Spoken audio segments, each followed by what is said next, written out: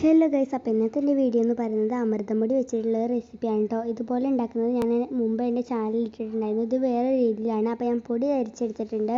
അരി നമുക്ക് വറുക്കാൻ വെക്കണം. കളറ് നന്നായിട്ട് മാറണം കേട്ടോ. അപ്പോൾ അത് ഈ ഒരു പരിവാണ് നമുക്ക് വേണ്ടത്. നമുക്ക് പൊടിയും അമൃതം പൊടിയും വറുക്കണം.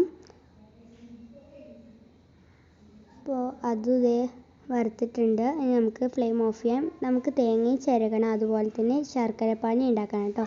ഞാൻ കുറച്ച് വെള്ളവും അതിലേക്ക് ശർക്കരയും വെച്ചിട്ടുണ്ട്.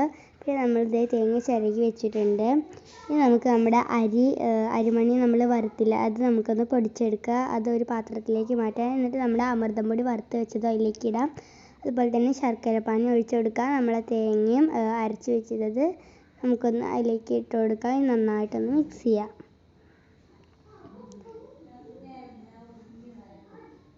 ഇത് ഇങ്ങനെയാണ് കേട്ടോ മിക്സ് ചെയ്തെടുക്കേണ്ടത്. ഇത് നമുക്കിനി ബോൾസ് ആക്കിയിട്ട് വെക്കണം.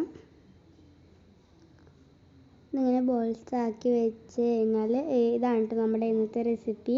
അപ്പോൾ എല്ലാവരും ചാനൽ സബ്സ്ക്രൈബ് ചെയ്യുക.